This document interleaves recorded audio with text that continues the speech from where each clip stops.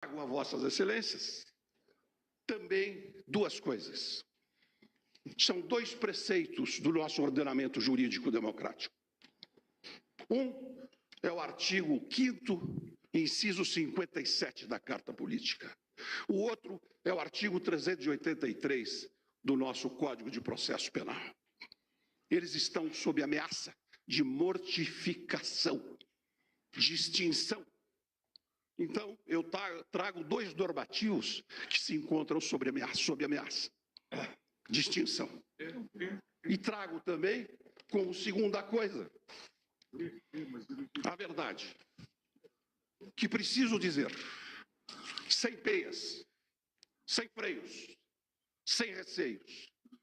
E vossas excelências poderão, depois de ouvir a segunda, matar ou não esses preceitos democráticos que aqui estou a defender na tarde de hoje. De onde veio, qual é a origem deste preceito constitucional que instituiu entre nós a presunção da não culpabilidade ou a presunção da inocência?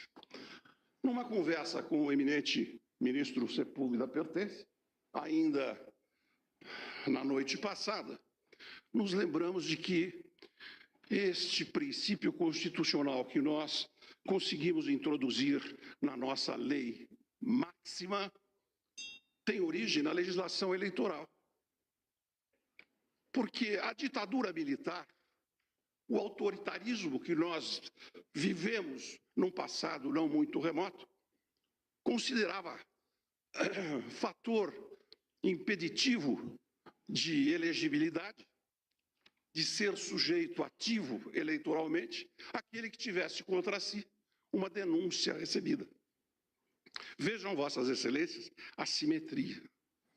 Quando na Constituinte de 87, quando na Constituição de 88, nós escrevemos o plexo de direitos que compõe o capítulo dos direitos e garantias individuais e coletivas, nós procuramos, sim, positivar no texto nobre da mais alta hierarquia legislativa do nosso país essas garantias, para que nós pudéssemos ter o instrumental necessário para repelir as outras investidas do autoritarismo, vestisse ele verde oliva ou envergasse a cor negra da asa da graúna. De onde vier, será repelido. Porque nós, brasileiros, não aceitamos viver sob o tacão autoritário de quem quer que seja. E por esta razão é que nós escrevemos na Carta Política que antes do trânsito em julgado, nenhum cidadão pode ser considerado culpado. E isto significa que aconteceram grandes discussões a respeito de se isso eliminaria, digamos, as prisões, as custódias cautelares, as custódias temporárias, etc. Não há incompatibilidade. O que há incompatibilidade é com pretender-se dar início à execução de uma pena encontrada numa sentença que não se tornou imutável. Esta é a discussão que aqui se faz.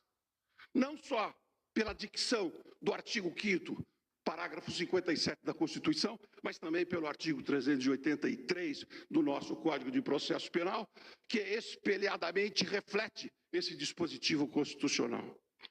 E o que é que nós temos nesta impetração de hoje, em que há uma certa volúpia em encarcerar um ex-presidente da República? Não que o presidente da República seja um cidadão diferente de qualquer outro. Não é. Ele não está acima da lei. Não pode estar. Ninguém pode estar acima da lei. Mas ninguém pode ser subtraído à sua proteção. Ninguém pode ser retirado da proteção do ordenamento jurídico. E o que é que nós temos aqui? Nós temos aqui uma decisão do Tribunal Regional Federal da 4ª Região, que confirmou decisão condenatória proferida em primeiro grau e que dispôs expressamente o seguinte: de acordo com a súmula 122 desta Corte Regional, esgotada a jurisdição em série de revisão neste Tribunal Regional, expressa-se ordem de prisão ofício juiz, com base nessa súmula 122. E o que diz essa súmula?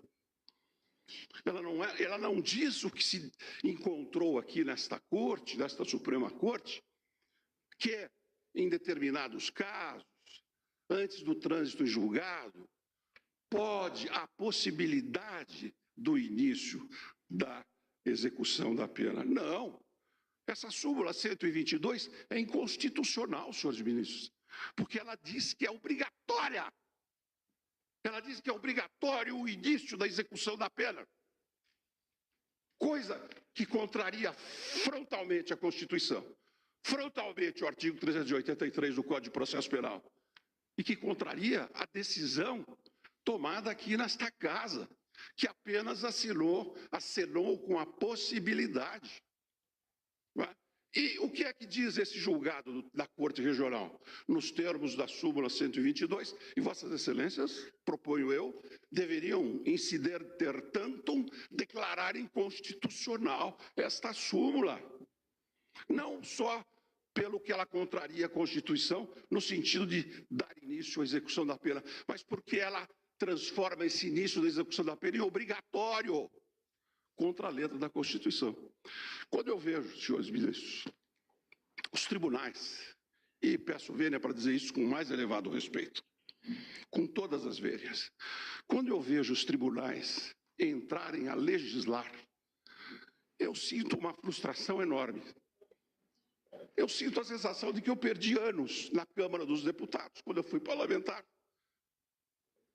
a cuidar, a trabalhar numa coisa inútil, porque as leis que nós elaboramos lá são substituídas por exegeses que as mortificam e que, às vezes, têm o desplante de contrariá-las, substituindo-as por mirabolâncias exegéticas que fazem revirar no túmulo o senhor Charles Louis de Secondat, o barão de La Brède e de Montesquieu. Tal o grau da, me perdoe o termo, não é? Da sem cerimônia com que se invadem atribuições dos outros poderes para atender a não sei que inclinações. A voz das ruas, mas as vozes das ruas pertencem às ruas. Quem tem que manter a mão no pulso da sociedade das ruas não é o Poder Judiciário, é o parlamento, são os políticos que têm que captar os anseios e os batimentos da população e da turba, por que não dizer, interpretá-los e transformá-los em normas. Não é dado ao Poder Judiciário, digo isso como brasileiro, não é dado ao Poder Judiciário, nem daqui e nem de nenhum lugar do mundo, entrar a legislar para atender a este ou aquele pragmatismo, a esta ou aquela conveniência social de ocasião. Senhores, eu pergunto, como seria possível nós denegarmos esta ordem de habeas corpus? Está caracterizado o constrangimento ilegal, impotência iminente. Tem data marcada. A prisão está marcada para o dia 26 de março, próximo futuro. Foi a data em que se marcou o julgamento dos embargos de declaração e já está decidido.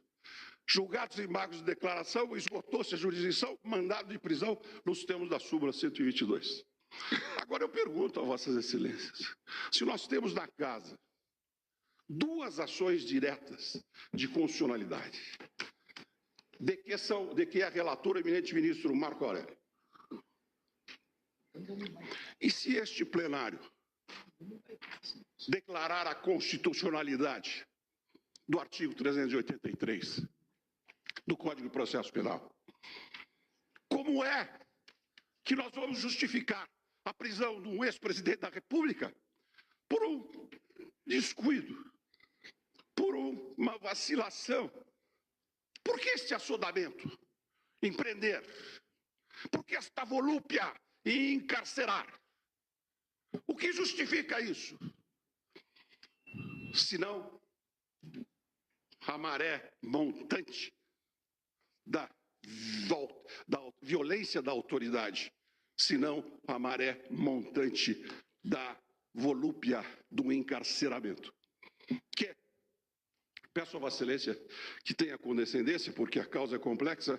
Peço mais alguns instantes para terminar. Peço a Vossa Excelência que, por favor, conclua. 3 anos atrás, num evento da Ordem dos Advogados do Brasil, nós já tínhamos dito isso. Se o judiciário não entender pela ciência, pela razão, pela racionalidade, que o encarceramento em massa é uma política desastrosa, vai ter que engolir esta realidade pela necessidade econômica que a superpopulação carcerária acarreta. Nós não podemos querer resolver todos os problemas. Muito obrigado. Agradeço e peço que seja concedida a ordem para o efeito de se determinar que se aguarde pelo menos julgamento das 2 ações diretas de constitucionalidade. Se não for, aguardar o trânsito em julgado. Muito obrigado.